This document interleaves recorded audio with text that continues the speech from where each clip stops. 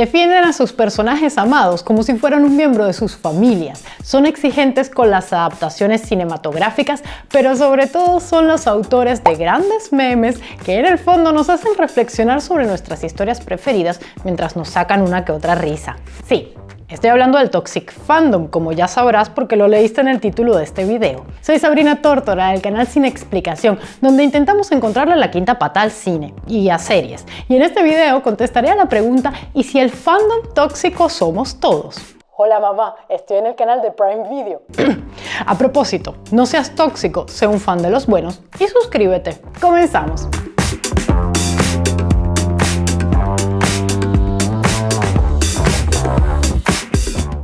La mejor manera de hablar de los fans tóxicos es mostrándoselos, y para ello me apoyaré en la serie The Boys y en las películas Scream 4 y hacia el final en Misery, pues su protagonista Annie Wilkes es la reina del Toxic Fandom, todas disponibles en Prime Video. Cuando pensamos en el fandom tóxico, es bastante probable que imaginemos un grupo de personas. Y esto no es coincidencia, pues el grupo es un elemento fundamental para este fenómeno. En The Boys, el fandom de cada superhéroe está muy cohesionado y tiene características diferentes. El de Starlight es más bien family friendly, mientras que el de Stormfront es, llamémoslo, más radical.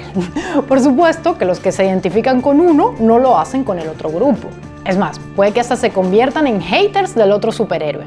Además, es probable que el fan asocie su objeto de fandom con momentos y emociones de su propia vida, es decir, recuerdos queridos en los que su personaje o película preferida hayan formado parte.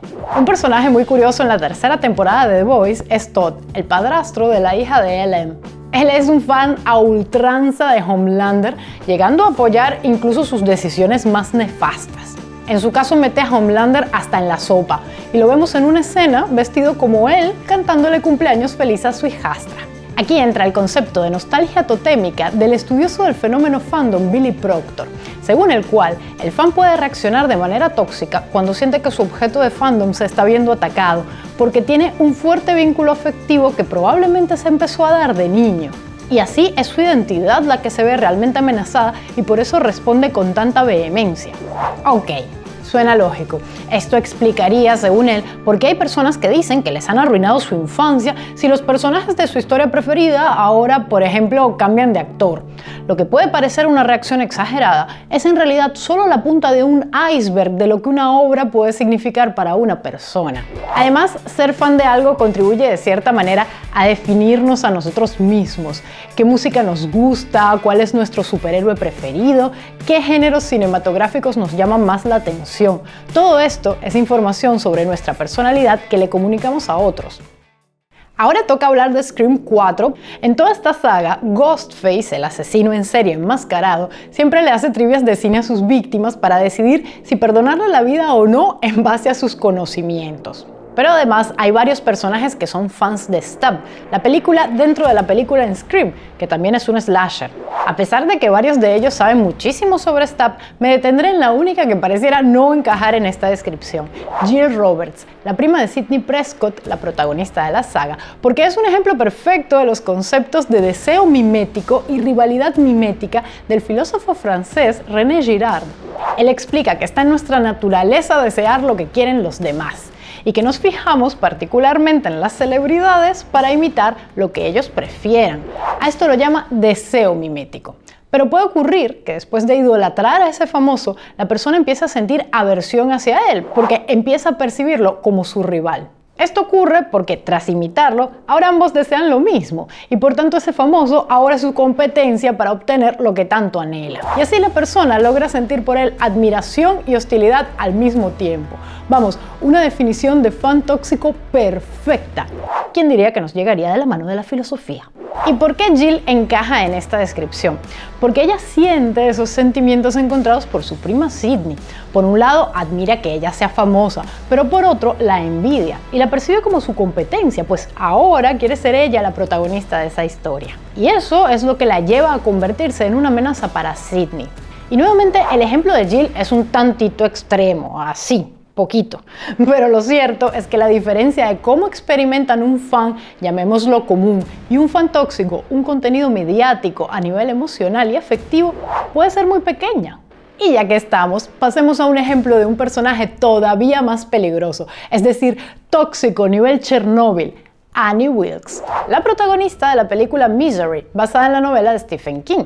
Ella tiene varias de las principales características de los fans más tóxicos, pero llevadas al extremo.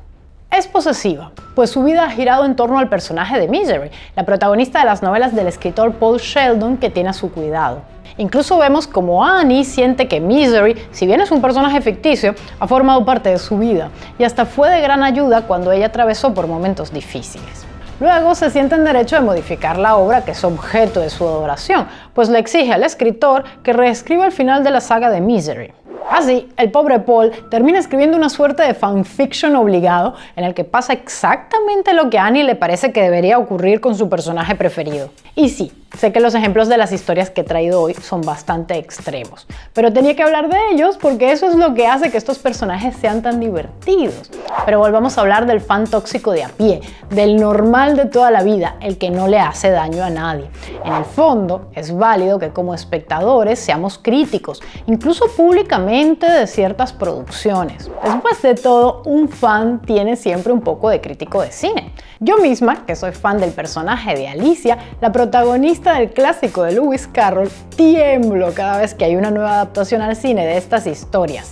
Supongo que lo más importante es no perder de vista el objetivo de todo fandom, que es disfrutar de nuestro contenido preferido. Y no pasa nada porque luego se haga un reboot, remake, secuela, recuela o remacuela de esa historia con características diferentes, porque si algo tiene de valioso el séptimo arte es su inmortalidad. Esas películas siempre estarán ahí y podremos volver a verlas cada vez que queramos. Así que después de haber citado a tanto experto para hablar de este tema, cierro con la mejor de todas las ramas del conocimiento, la sabiduría del meme. Que eso es a lo que vinimos. Yo me despido, soy Sabrina Tórtora y te invito a que me cuentes en la caja de comentarios cuál historia o personaje de Prime Video te gusta tanto, pero tanto, que ya lo sientes como si fuera una parte de ti y que nadie te lo toque. Chao.